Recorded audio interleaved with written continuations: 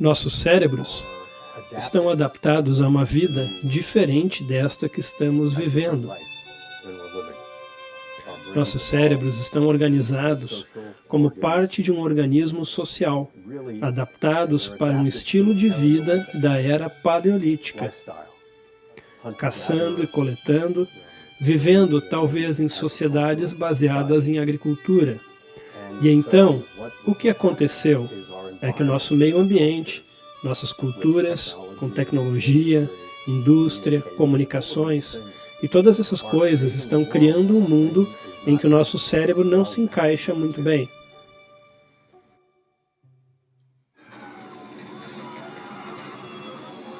Então, por que não se fala de medo, se fala ansiedade? Qual a diferença? Porque é medo, mas não é exatamente a mesma coisa.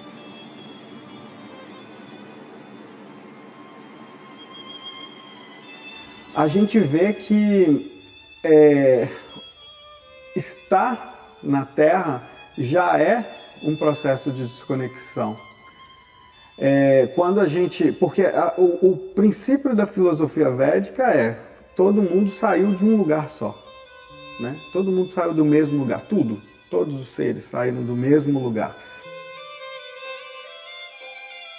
A pessoa vai ultrapassando o ritmo biológico, né? Ela vai ultrapassando a necessidade de descansar, ela vai tomando alguma coisa para poder render mais, ela vai atravessando os horários, vai produzindo um impacto sobre o corpo, né? Você vai quebrar tendo tantas tarefas.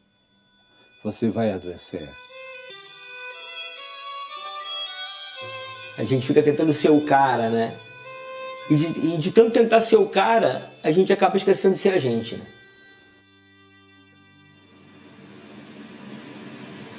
90% do que eu fiz na minha vida está relacionado diretamente às minhas inseguranças, ao meu medo, ao meu ego, né? Eu tive pelo menos a consciência de entender que eu precisava me desenvolver pessoalmente, emocionalmente, me conhecer para trabalhar esse ego.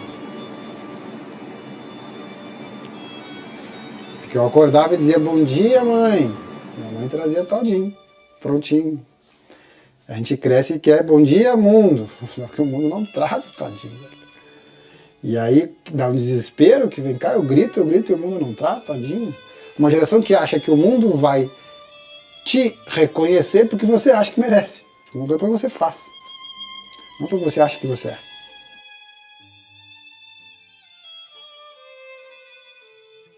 As pessoas estão se distanciando de quem elas são, por isso tanta infelicidade. A pessoa se distancia dela e acaba não encontrando felicidade em nada, porque o tempo inteiro você fica se espelhando em modelos que não correspondem a quem você é, e isso tá uma loucura, né?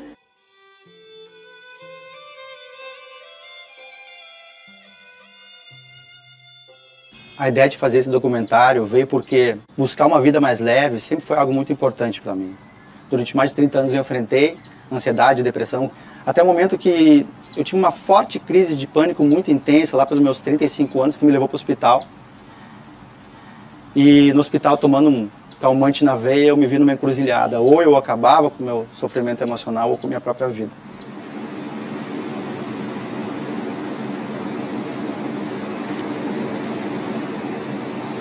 Bom, eu optei pela vida mais leve, eu optei por acabar com o meu sofrimento emocional.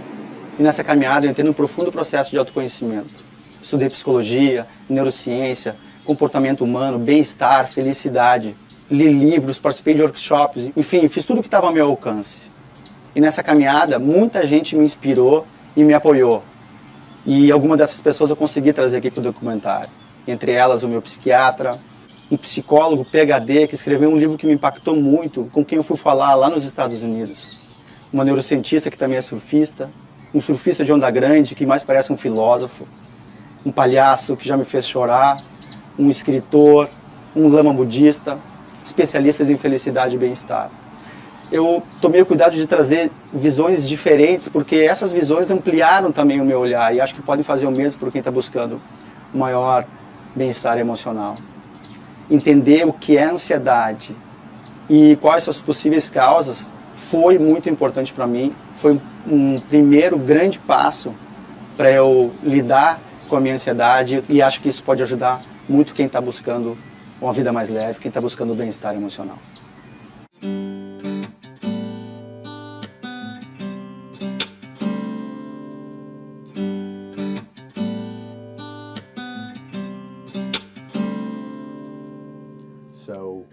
Então, através do tempo, por milhões de anos, nossa evolução nos modelou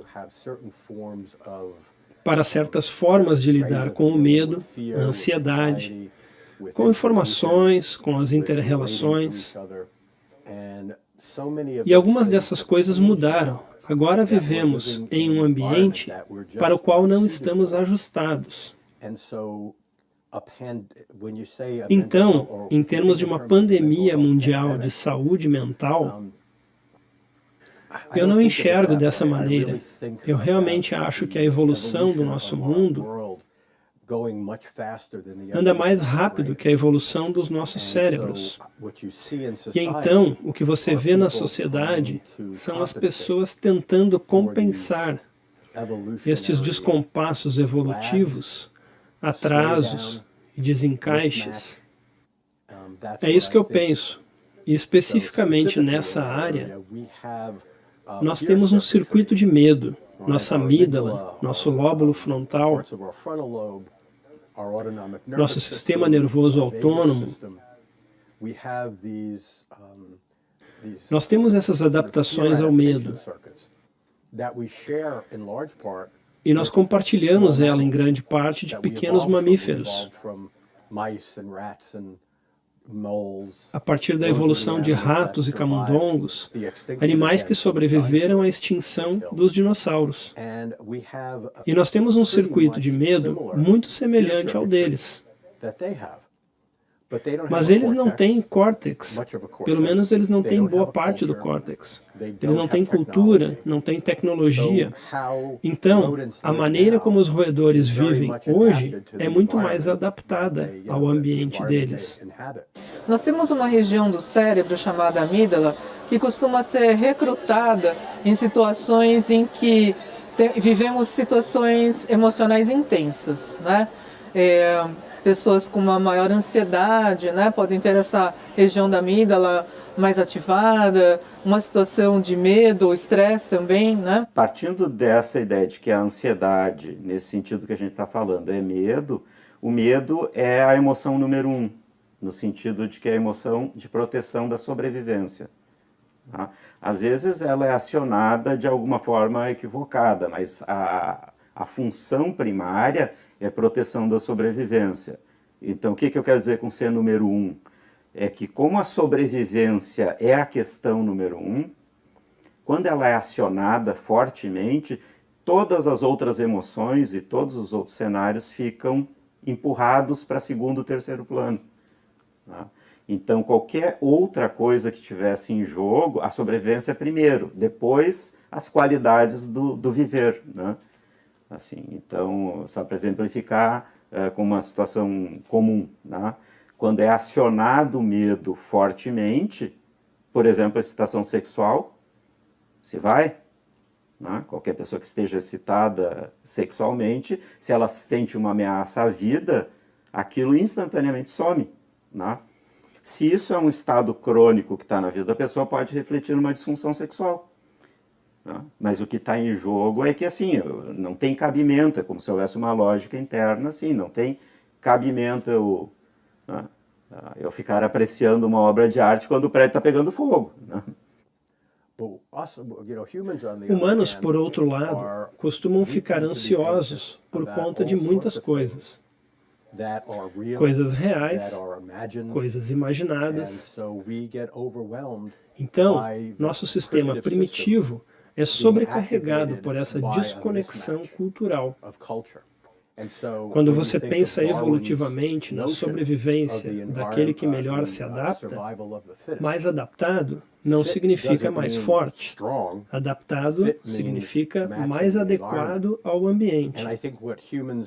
E eu acho que os humanos fizeram não intencionalmente foi desenvolver um mundo em que não poderemos mais habitar. O sofrimento ele é explicado de forma simples pelo apego, né? Porque tão pronto a gente se fixar numa visão de mundo e determinar o que a gente quer ou não quer, começou o sofrimento, né? Se a ansiedade é medo, e é medo de algo, mas algo subjetivo, mas não por isso menos intenso, como, por exemplo, medo de fracasso, medo de inferioridade, medo de ser visto negativamente pelos outros, né, ou falhar em alguma coisa importante da vida, né, vida profissional, vida afetiva, enfim, isso sempre a gente pode pensar em termos de uma relação entre a autoimagem do indivíduo e como ele vê o que ele tem que enfrentar. Tá? Se o indivíduo tem uma autoimagem de capacidade, vamos dizer, da própria capacidade nesse nível, e do que ele tem que enfrentar nesse nível, ele está numa situação de controle, de domínio, de relativa tranquilidade, porque ele se vê, o tamanho da sua capacidade mais ou menos equivale ao tamanho do desafio. Tá? Se ele, inclusive, estiver vendo o desafio como abaixo da sua capacidade, tédio, frustração, enfim, não há estímulo. Agora, se o desafio está um pouco acima, ele pode se sentir estimulado a se desenvolver. E é como o aprendizado vai se dando. Né? Ele tem um desafio que está um pouco acima, mas ele sente que está dentro da sua capacidade de desenvolver. Quando o tamanho do desafio vai crescendo, ele vai indo na direção da ansiedade, do estresse, pode ir do pânico, da paralisia, enfim, quando o indivíduo começa a ver que o tamanho do desafio está tão maior do que a sua capacidade que ele não vai chegar a desenvolver. Só que essa autoimagem e a avaliação do desafio são subjetivas, elas não são objetivas.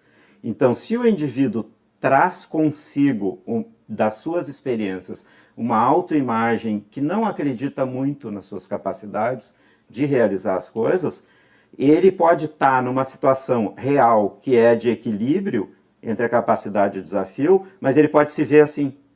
Então, esse sofrimento, ele precisa ser compreendido não como um sofrimento do indivíduo, e não só como um adoecimento do indivíduo, mas como um sofrimento social e um adoecimento social. Nós estamos mergulhados numa racionalidade, que é uma racionalidade da competição.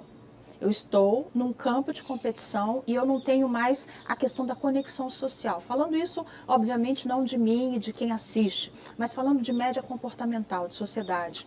O outro é meu competidor, o outro é meu concorrente. A pessoa que sobe no elevador comigo, o colega novo de trabalho, ou a pessoa que está no jogo do mercado, disputando o mesmo trabalho que eu, estamos competindo entre nós.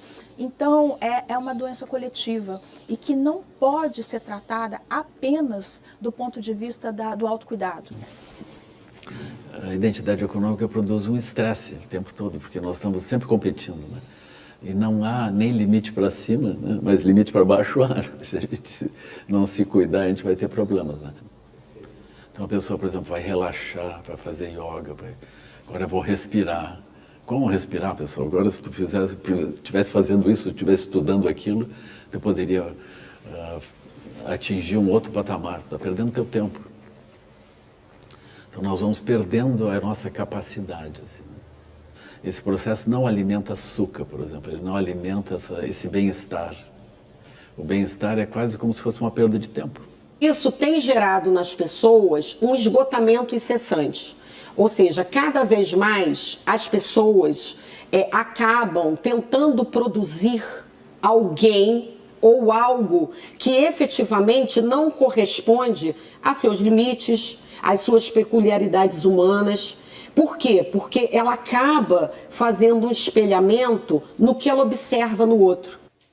Cara, o story é 15 segundos que a pessoa escolheu postar, uma foto é um clique que a pessoa escolheu postar, mas a gente olha isso e faz essa ilusão na maioria. Então fala, cara, todo mundo tá vivendo um grande amor, eu não tô, todo mundo ganha bem, eu não ganho, todo mundo tira férias maravilhosas, eu não tiro, todo mundo tá emagrecendo, eu não tô, todo mundo tá cheio de trabalho, eu não tô, e assim vai. Por quê? Porque a gente olhou meia dúzia de pessoas que a gente segue, que escolheram aquele clique para colocar nas redes sociais, e a gente faz essa ilusão. E essa ilusão dessa vida tentando sustentar essa vida perfeita, em choque com uma questão de tempo, coloca a gente com uma enorme ansiedade. E ainda colocaria mais um temperinho. um desespero ao não fracasso. Nós não podemos fracassar. Se tem mencionado muito o termo, o excelente termo criado pelo filósofo coreano-alemão, né, o Byung-Chul Han, que cunhou o termo a sociedade do cansaço e que ecoou muito para as pessoas, né, assim, quando ele fez essa formulação, isso fez muito sentido para as pessoas pelo mundo todo, tá? Porque que ele propõe que esse funcionamento social, a forma de se pensar num sentido mais amplo, assim, contenha algumas distorções que acabem desembocando na sensação de cansaço ou muitas situações de burnout. Nenhum desses mecanismos é novo, nada disso é exclusivo ou próprio da atualidade, mas talvez o que seja próprio da situação atual é o tamanho disso, o tamanho que isso adquiriu e principalmente a questão assim de se a interação via redes sociais, que em muito pouco tempo dominou a vida das pessoas, se ela conduz a mais disso. Quando se usa uma ferramenta, como uma furadeira ou uma raquete de tênis, independentemente do que estejamos fazendo, nossos cérebros mudam as conexões e se moldam. Somos capazes de incorporar elas, como se fossem parte de nós mesmos. Então, quando você pensa a respeito do efeito das mídias sociais, o cérebro muda em resposta a esta ferramenta. Apenas falando do telefone, vejo crianças crescendo e elas estão ao telefone e não prestam mais atenção ao mundo real. Elas estão sempre olhando para o telefone. Seus cérebros estão se adaptando àquele pequeno espaço bidimensional. Então, o que provavelmente está ocorrendo é que a habilidade que utilizamos para estabelecer relacionamentos reais, como falei anteriormente, está mudando. Nós não somos mais regulados por inter-relações reais, face a face. Uma das coisas que eu adoro na Europa é que você pode ficar horas em um café, todos os dias, sentado próximo, interagindo com pessoas, falando e discutindo qualquer coisa. Mas se você fizer a mesma coisa nos Estados Unidos, as pessoas sentadas frente a frente, ambas olhando para os seus telefones. O que eu acho é que vamos ter menos e menos contato uns com os outros, face a face, e vamos ter mais e mais relacionamentos teóricos ou abstratos. Mas repito, nossos cérebros são paleolíticos. Nós podemos adaptar essa ferramenta. Mas isso não ajuda no nosso lado emocional. E voltando à pergunta sobre ansiedade, depressão e suicídio, eu acho que o aumento dessas incidências tem relação com o aumento da lacuna entre o que o nosso cérebro precisa para ser saudável e o que estamos vivendo no mundo, que ajuda a nos regularmos. Sabe que essa crise que a gente chama de crise existencial, esse nome é bom porque eu acho que não é pela falta de saber quem é pelo excesso de dizer quem eu sou. A gente é tanta coisa hoje, eu sou desse jeito no LinkedIn, eu sou desse outro jeito no Instagram, eu sou desse outro jeito no Facebook, e a gente vai formando identidades que a gente se perde nelas. Uma questão que tem se levantado muito assim, tem se observado no mundo todo um estado crescente de polarização, tá? De formação de grupos de nós e eles e que não podem se conversar, tá? E uma situação extremada disso. Qual é o objetivo dos algoritmos das redes sociais? É conquistar mais clientes para aquela rede. Não é que as pessoas fiquem bem, é ter mais adeptos daquela rede social específica. Esse é o objetivo do algoritmo, certo? Como é que ele atinge esse objetivo? Parece que os algoritmos são forjados de maneira que eles vão setorizando as pessoas em grupo, detectando o que elas buscam e dando mais do mesmo e menos do contraditório. Isso parece conduzir a um estado de crescente polarização, onde os grupos vão ficando, o grupo do meio vai desaparecendo e os polos vão se extremando e vão cada vez tendo uma imagem mais caricaturizada do outro. Então, cada vez mais negativa. Quando o outro grupo aparece, ele só aparece de uma forma muito distorcida e caricaturizada, né? E é muito difícil alguém estar no meio, equidistante, com crítica aos dois lados, por exemplo. Né? É chamado de isentão, de cima do muro, é atacado dos dois lados. Então, esse funcionamento das redes sociais leva à polarização, ao discurso de ódio, à dificuldade de diálogo, né? E isso tende a levar para lógicas de funcionamento mais primitivas do ser humano. A ansiedade é uma emoção futura, né? É aquilo que eu acredito que vai acontecer. E nós somos a geração que toma café para ficar acordado, remédio para dormir. Nós somos a geração que quer uma quantidade de coisas que não temos nem tempo nem energia para conseguir. Nós idealizamos uma vida muito perfeita. Nossos avós, sei lá, década de 50, vou dar um chute aqui, 40, sei lá, eles tinham um script mais roteirizado do que seria ser feliz, né? Encontrar uma profissão aos 18, casar aos 20, primeiro filho aos 22, segundo filho aos 24, casa própria aos 30, uma faculdade única que eles faziam, bacharel, um emprego talvez até público, que desse mais segurança, né? Uma viagem aos 40, 50 anos, uma casa na praia aos 50, 60, receber os netos, encerrar a vida. Nós não. Nós idealizamos, a gente quer encontrar a profissão aos 18, essa profissão tem que me deixar rico, famoso, essa profissão tem que impactar o mundo com uma vida melhor, eu tenho que casar com minha alma gêmea, minha vida sexual tem que ser fantástica, meu filho tem que ser o mais bonito do colégio, mais bonito do futebol, melhor disso, melhor aquilo, eu tenho que falar várias línguas, eu tenho que cuidar da alimentação, cortar o açúcar, cortar o glúten, cortar o carboidrato, tenho que viajar, tenho que postar não sei quantos posts por dia, tenho não sei quantos seguidores, e aí eu tenho que ler notícia, eu tenho que fazer mais curso, eu tenho que ir para academia, eu tenho que ficar mais tempo com minha mulher, senão separa, tenho que ficar mais tempo com meu filho porque ele é pequeno, tenho que ficar mais tempo com meus pais para morrer, tenho que ficar mais tempo sozinho porque eu tenho tempo para mim. Cara, é uma exaustão de coisas que a gente criou para idealizar a vida, que nos bota num nível de pressão para sustentar esse lugar supostamente idealizado, que está nos deixando ansioso, porque todo mundo vai dormir com a sensação de que está devendo. Existe uma ruptura mais grave, que eu acredito que é a perda da sombra. O avatar substituiu a alma. Antes você vivia uma vida secreta. Você procurava a sua alma a partir da legitimidade das suas experiências. O que dava certo, o que dava errado, sempre tinha um contato com a essência. Hoje você não tem mais esse contato com a essência, porque você se preocupa com uma alma exterior, que seria o avatar. Você não se preocupa mais com a sua alma interior, com seu ânima. Você está preocupado com o que os outros vão pensar, com o que os outros vão dizer, com o julgamento alheio. E isso vai esvaziando a sua vida de sentido, porque você tem toda uma existência voltada para fora, não mais para dentro. Você pode passar uma vida inteira sem nunca visitar o seu interior.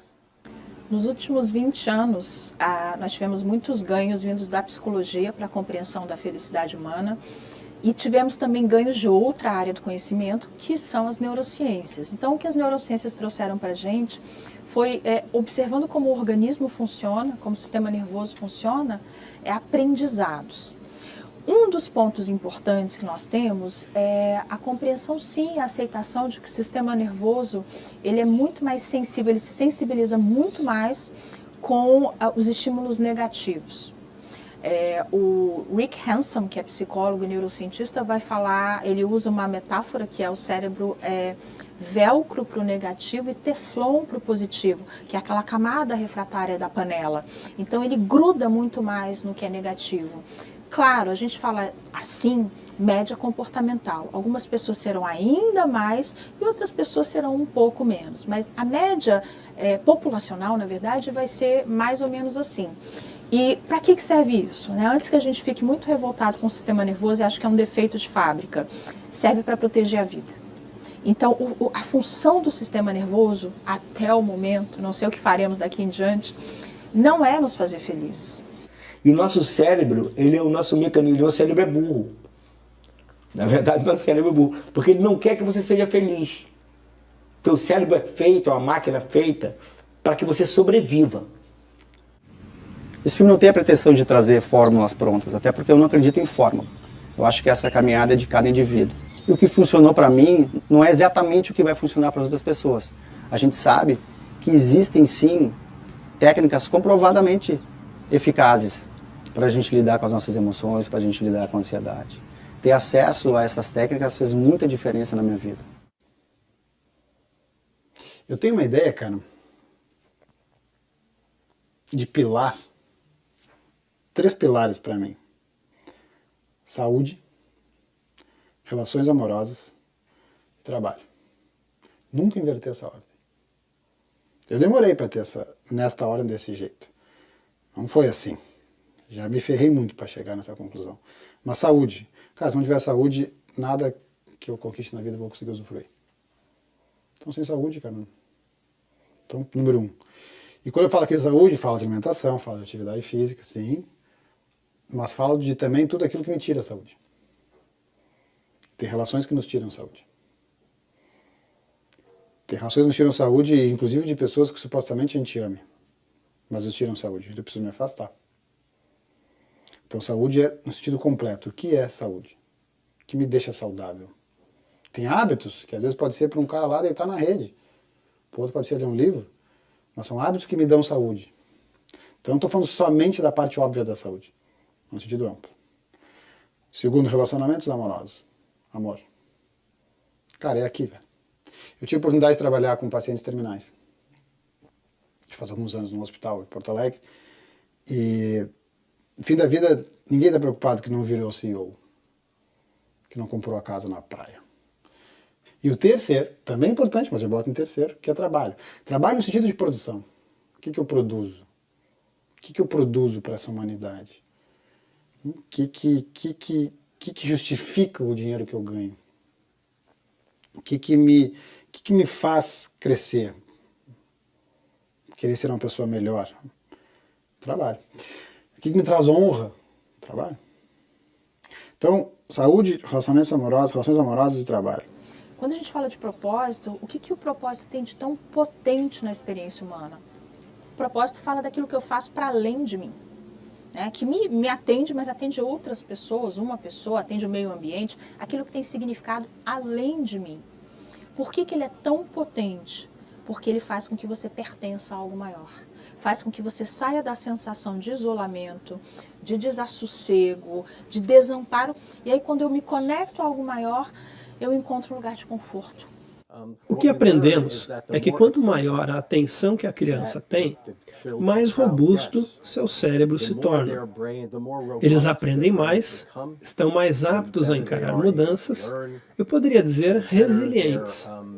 Mas eles se adaptam às mudanças sem que sejam sobrecarregados. Então eles podem lidar com situações mais difíceis sem ficar ansiosos, medrosos ou até desistir. Ou seja, possuem maior capacidade de se adaptar ao ambiente. A minha resposta sempre é: seja o máximo quanto possível quem você é em essência. Quem você nasceu para ser. Use os atributos que você tem, porque quanto mais próximos nós estivermos dessa nossa essência e vislumbrarmos esse sentido da nossa existência, mais próximo você vai estar do seu caminhar de bem-estar. Porque mais você vai ser autêntico com quem você é, com a essência que você traz dentro de você. E, logicamente, que isso é extremamente nutrido, né, por sentido que a gente coloca nas coisas da nossa vida. Mas eu sou feliz por quê? Porque não é pelas ondas grandes que eu peguei.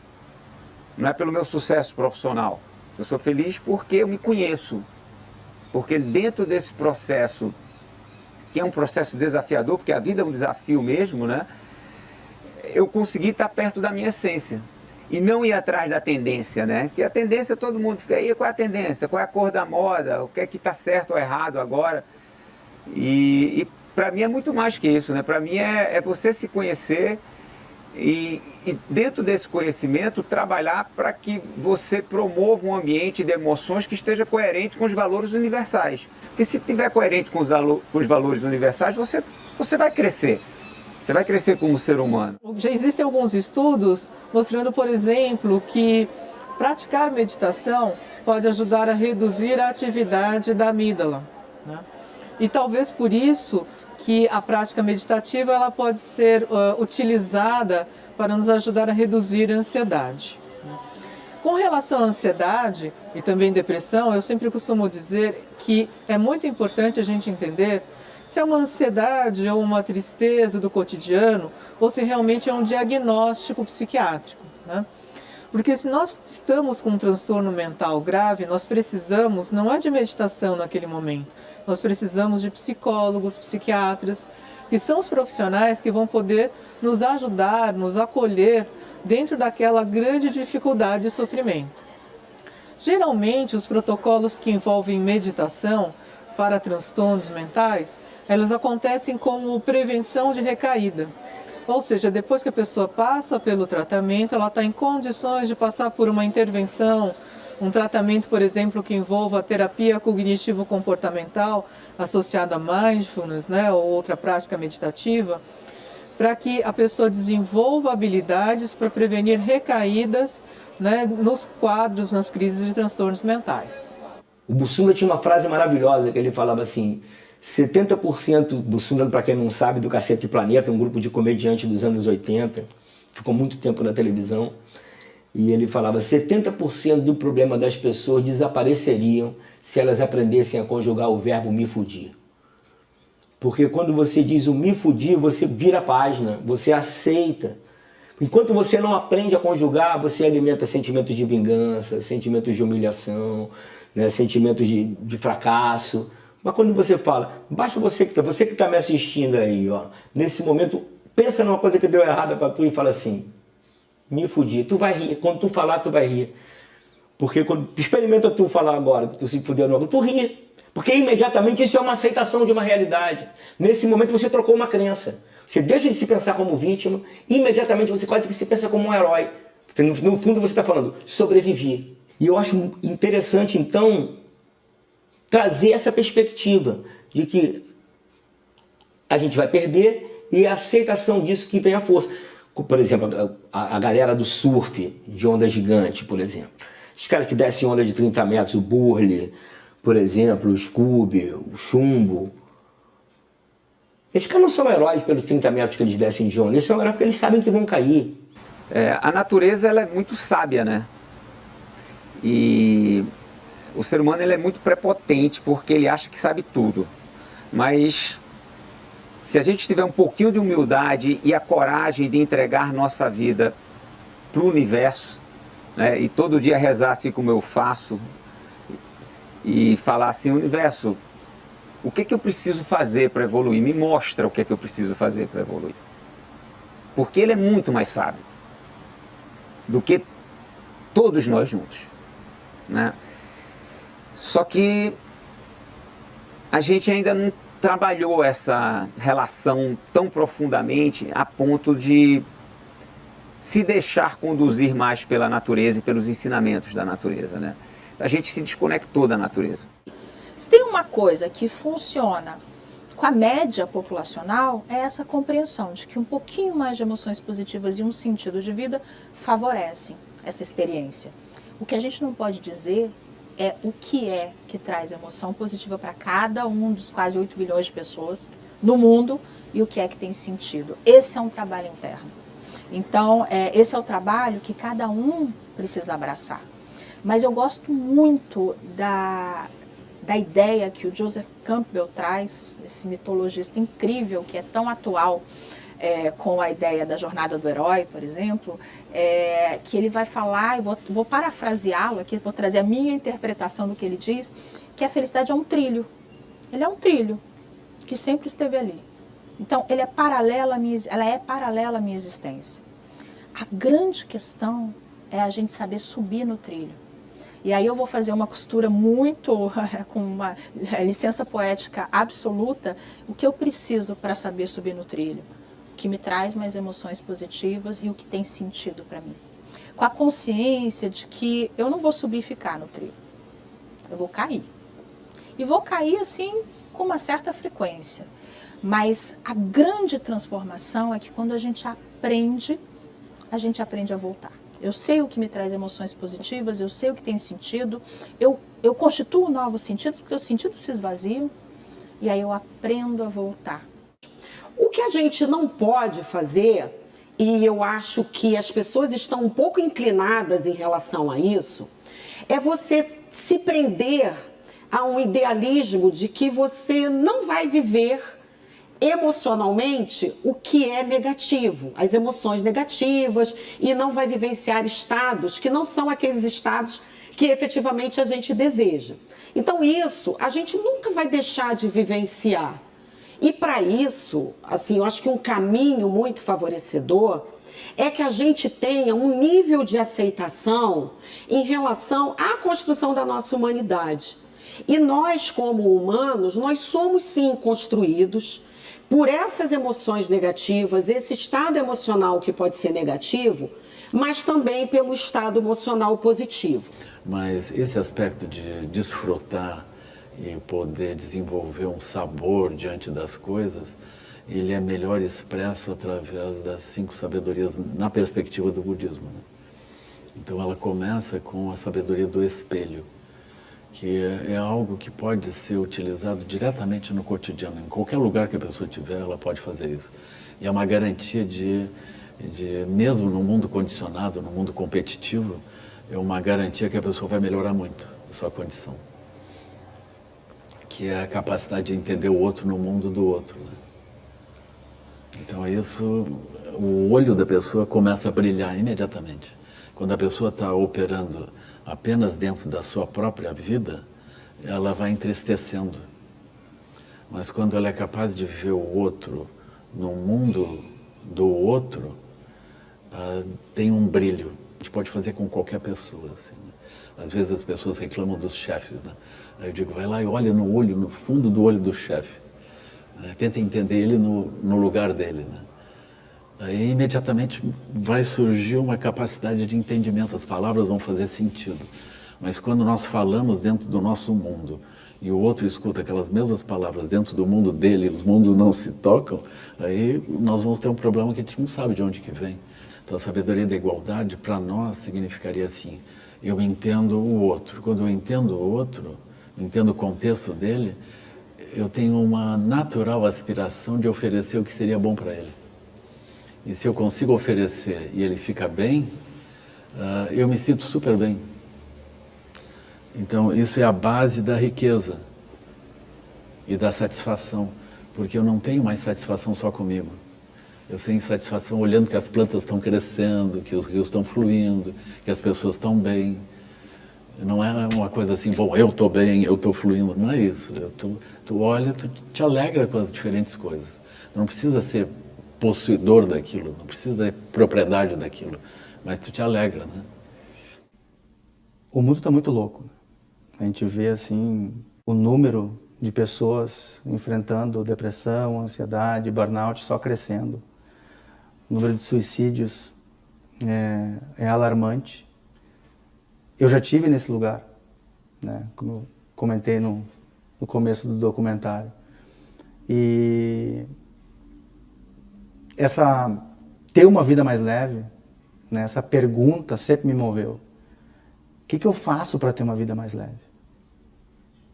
Não viver olhando o retrovisor. O retrovisor só serve para estacionar, nunca para andar em velocidade. Você vai bater se ficar a todo instante olhando o retrovisor. O que eu diria para as pessoas terem uma vida mais leve é para que elas realmente prestem atenção no que realmente importa para elas, né? Essa é uma pergunta que a gente sempre deve se fazer. O que é importante para mim? eu estou fazendo isso que é importante para mim? Se eu não estou fazendo, por que eu não estou fazendo? Né?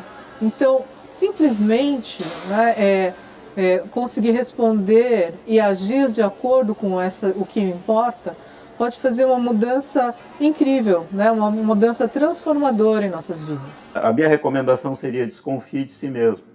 E olhe para si mesmo, e principalmente assim, tentar não se enganar que a visão que a gente tem do mundo e da vida e dos outros seja uma visão objetiva. E uma ótima maneira da gente corrigir, dentro do possível, as distorções que a gente tem da visão de mundo e dos outros, é considerando que ela é sempre influenciada pela visão que a gente tem de si mesmo. Principalmente a visão que a gente tem das próprias capacidades ou não, e os medos que vêm em decorrência disso. E como o medo, às vezes, é um péssimo conselheiro, nesse sentido de que a gente sofre com o medo e tende a se defender do medo. Então, olhar para si mesmo e tentar ver as próprias parcialidades, bias, né, distorções, marcas que traz da vida, e o quanto elas interferem na avaliação que a gente faz dos outros e do mundo, pode ser uma recomendação, assim, acho que boa. Muito genérica, né, com limites, mas um ponto de partida. A felicidade, quando a gente se aproxima dela a partir da psicologia positiva, a gente vai colocá-la não como uma emoção, mas como um construto. E de maneira muito prática, essa construção, o construto é um conceito teórico, mas essa construção cotidiana que nós fazemos a partir do conhecimento, do aprendizado intelectual e das nossas opções, do nosso estilo de vida, do nosso comportamento, que são capazes de sustentar ao longo do tempo, médio e longo prazo, uma percepção de felicidade. E por que é importante a gente distinguir felicidade e alegria? Porque o fato de eu não estar alegre não quer dizer que eu seja infeliz. A gente não está falando da mesma coisa. A felicidade é este estado de contentamento. Eu me contento com aquilo que eu possuo e com a vida que eu tenho. E percebo que minha vida tem sentido, apesar das circunstâncias e muitas vezes a partir das circunstâncias, até das circunstâncias adversas. Então, não estar alegre não me coloca necessariamente numa seara de infelicidade. Então, para ter uma vida mais leve, né, vamos considerar assim, nós estamos no meio das bolhas, né? E nós estamos vivendo a nossa vida, assim. Eu acredito que um ponto importante que talvez sirva para ajudar as pessoas nesse tempo, né, é justamente essa noção de reencantamento. O reencantamento, como é que poderia ser feito? Se a gente olhar para os outros e tentar entender os outros nas vidas deles e olhar amorosamente para eles, a nossa vida imediatamente começa a se reencantar, né? Então, quando o nosso olhar se amplia e a gente desenvolve um olho de apreciação, ou de cuidado, ou de encantamento pela beleza, pela manifestação do impulso de vida que a gente vai observando nas pessoas, nos vários ambientes, então surge um reencantamento, né? A gente poderia usar essa palavra amor também, né? Na medida que a gente desenvolveu uma relação, um olhar amoroso nas múltiplas direções, a nossa vida muda totalmente, né? Completamente. A generosidade, ela gera um ciclo, né? E é muito interessante, a gente estudando isso, né? Você pode definir isso como intencional na tua vida, né? Então, fala assim, não, hoje eu vou me concentrar em realmente ser gentil com as pessoas. E é impressionante como isso se multiplica, a resposta é imediata. Você já recebe uma outra resposta imediata sobre isso. Então é você segurar uma porta, deixar o outro passar. Quando vem outra porta, a pessoa já está esperando para segurar para você. Sabe? É você fazer qualquer tipo de movimento gentil em relação ao outro, que isso vai num movimento assim impressionante. A generosidade é uma das ações entre as intervenções que mais produz realmente felicidade. E além disso, além dela produzir esse tipo de ação no outro, ela também acaba gerando a gratidão. em relação a quem recebe. Então, você cria um outro tipo de construto que é muito favorecedor de bem-estar, apesar de algumas pessoas acabarem não levando isso em conta, que é a gratidão. A gratidão, eu já estudei tanto gratidão, quando você lê sobre gratidão, você fala assim, gente, a gente não precisa fazer mais nada na vida a não ser grato, para ser feliz. Porque são tantas pesquisas mostrando os benefícios que a gente tem, né, que você acaba falando, bem, você é só grato que já resolveu a minha felicidade, entendeu? Já é meio caminho andado, enfim. Mas é impressionante, a generosidade realmente é muito boa. Me sinto muito feliz, eu me sinto muito realizado, como eu nunca me senti antes, em todos os aspectos da minha vida, né? Fico até emocionado, mas é verdade, sabe? Assim, eu me sinto muito feliz com a minha família, com os meus amigos, né, com o meu negócio. E tem muito a ver com um sentimento de gratidão, sabe? Eu sou muito grato por tudo que eu tenho. Né? Eu acordo agradecendo e vou dormir agradecendo. Olha, para ter uma vida mais leve, a primeira coisa é que você tem que se permitir se divertir. Eu digo que tudo que a gente experiencia no mundo vai nos trazer aprendizado, mas só nos traz aprendizado se a gente aprender a usar as coisas do mundo, mas usar com consciência.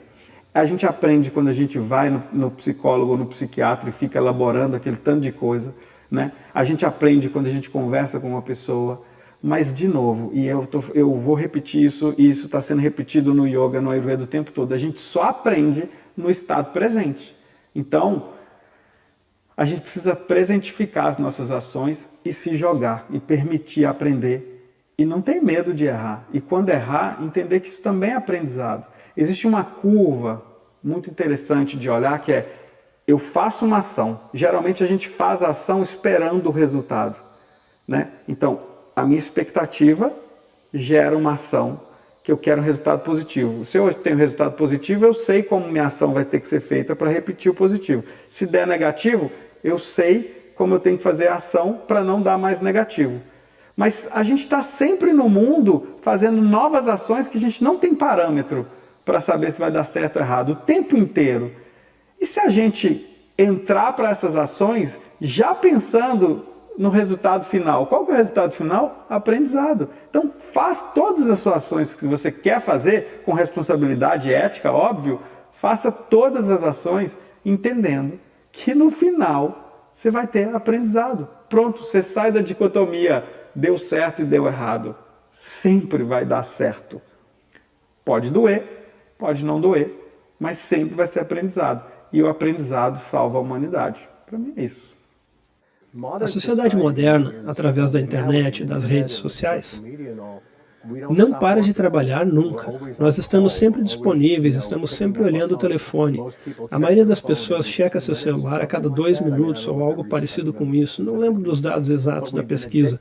Mas nós estamos viciados, porque as redes sociais nos desejam, olhando para nossas telas todo o tempo. Então o que elas fazem é constantemente deixar nossos cérebros ligados para prestar atenção, e toda hora nosso telefone toca e recebemos pequenas doses de adrenalina, dopamina e cortisol. E nós precisamos conferir. Eu não posso não checar meu telefone. Todas essas coisas, você pode ver, cada um de nós pode se dar conta. O que me deixa ansioso? O que disto em nossas vidas é mais negativo do que positivo? E começar a deixar essas coisas de lado. E isto é o lado externo, o processo interno é da mente. Pensar sobre o que te tira o sono e o que te preocupa. Nós somos projetados para temer o que os outros pensam a nosso respeito. Na verdade, não importa. Uma das coisas que eu trabalho com os meus clientes toda hora é ativar a sua empatia para o seu próprio bem, para que possam dizer, dane-se para as outras pessoas. Mas mais importante, para as vozes na sua cabeça. Elas dizem que você poderia produzir mais, que você não trabalha que chega, que você não ganha dinheiro o suficiente, que não é um bom pai ou mãe. Todas essas coisas, para ser capaz de dizer, chega, me deixe em paz, me deixe ter um pouco de paz em minha mente. E o que mais te ajudar a lidar com isso? Parei de ouvir tanto barulho e vi deixei de olhar tanto rabisco e ouvi, e de repente eu perdi minha vontade de calar. Então eu... Se naquele dia em que eu tive a pior crise de ansiedade da minha vida, eu tivesse escolhido desistir, eu não teria feito esse documentário, não teria trocado de carreira e perderia a oportunidade de dividir esse conhecimento com as pessoas dentro das empresas como consultor de bem-estar. Não teria conhecido a Lili, não teria casado, não teria o Bento e a Maia, não teria buscado uma vida com mais sentido, de maior conexão comigo mesmo, com as pessoas e com a natureza. Não teria me mudado para a praia, não teria voltado a praticar um esporte que estava meio esquecido. E não teria pego essa onda aí. Minha vida mais leve me deu essa chance de dividir esse conhecimento, de contar essa história, de aprender sobre mim, sobre generosidade, disciplina e continuidade, sobre conexão, gratidão e resiliência. Eu aprendi que os dias ruins não querem dizer uma vida ruim. Que sofrer é duro, mas passa. Tudo passa. E o nosso papel é fazer passar. Como um rio, ou como o vento, ou quem sabe, como as ondas do mar.